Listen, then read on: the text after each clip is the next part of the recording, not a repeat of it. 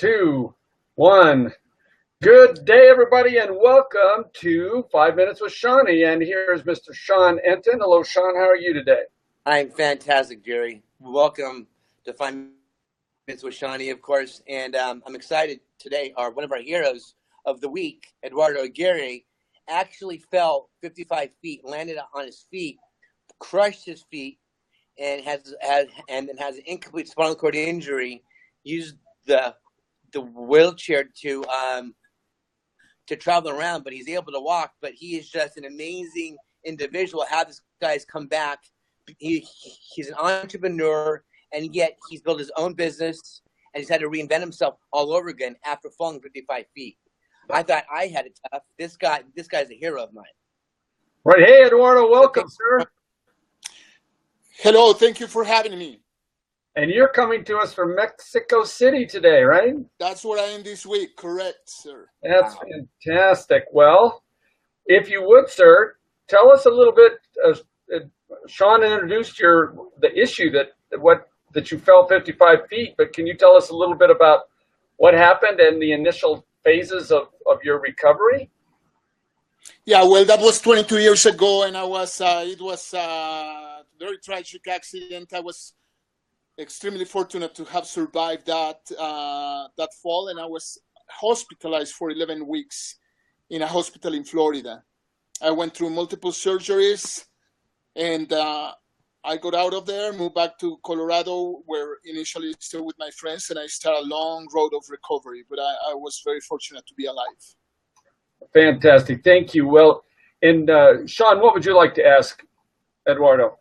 The things you face, how did your love get behind you and support you? I mean, I've been told, especially with me, it's tougher on our family members than it is actually on us. Here we are being, hospitalized, put in all these drugs, painkillers. Well, what was it like for your mom, your dad, your brothers, your sisters, your wife, your loved ones? Tell me a little bit about that.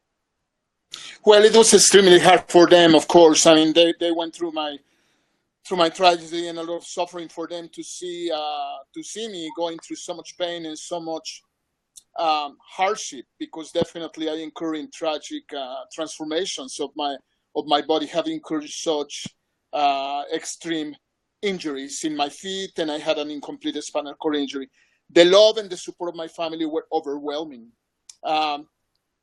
Little I knew how much people love me and care about me, and I just received incredible amounts of support. Wow. I have to little by little show my people that I will make it back and that I will be all right.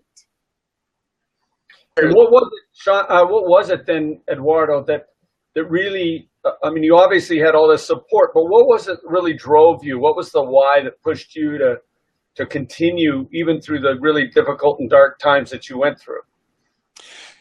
For Sean and I, we can relate very well. And anybody that has gone through a big tragedy in their life, a big injury or traumatic injury or accident, we go through different stages. I went through some depression.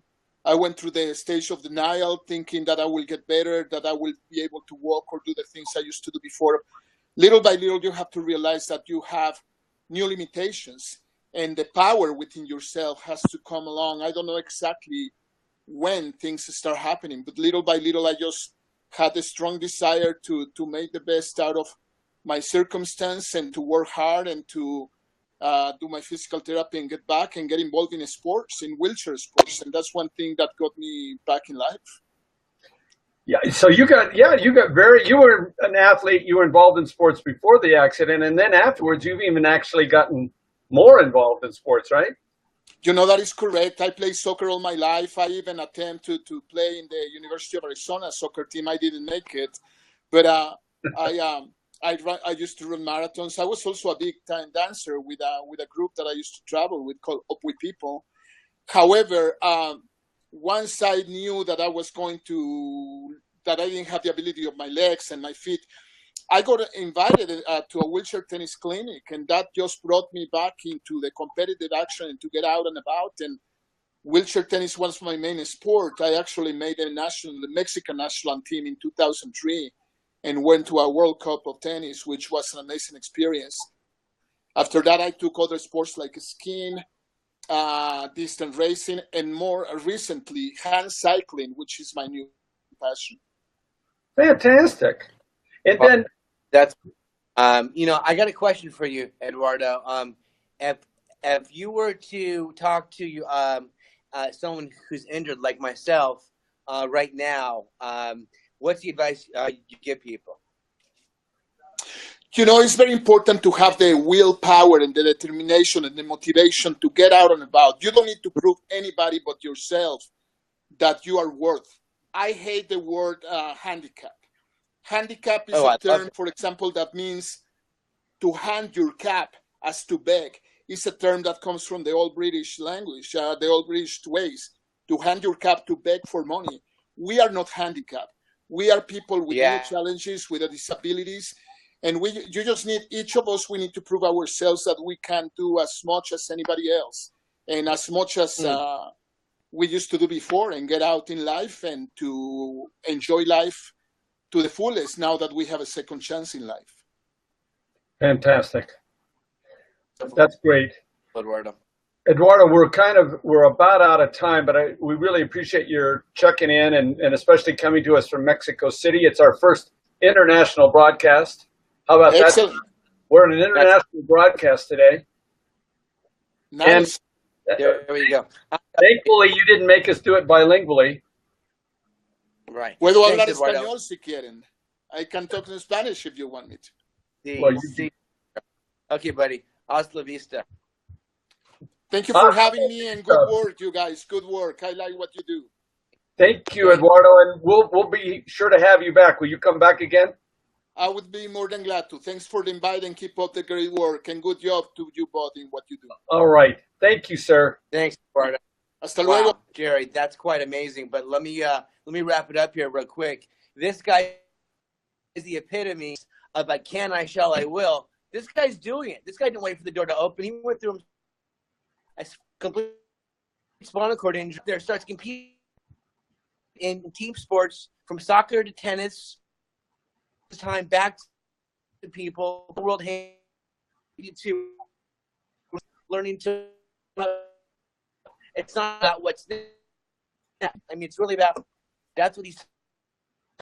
Hey, Sean, I'm sorry to say we're having a little audio clipping out on you, but you are exactly right. What Eduardo has done and is doing is phenomenal. Like the other guests that we're going to have on this week, some tremendous stories coming at us as we go forward this week. So we hope you'll continue to join us for other heroes as we go through the week. And please be sure to contact Sean and all of us at Bitly. Contact Sean, which is in the introduction of this show, and also at SeanEntin.com. Yeah, Sean, and then everybody, if you can hear me, please share this. 5 minutes with Seany. Like I said, and just keep going. It's I can, I shall, I will, and whatever you can conceive and believe, you're going to succeed at it. Believe it up here, it's going to happen. Look at this guy, Eduardo, 55 feet. He fell and walking again. It's pretty amazing. Fine, it is absolutely that. And Sean, we thank you for your time today and for the motivation you provide to so many. We'll catch you have later. a good day, sir. Okay, buddy. Take care, Jerry. Thank you, pal. Thanks, Eduardo. Bye-bye.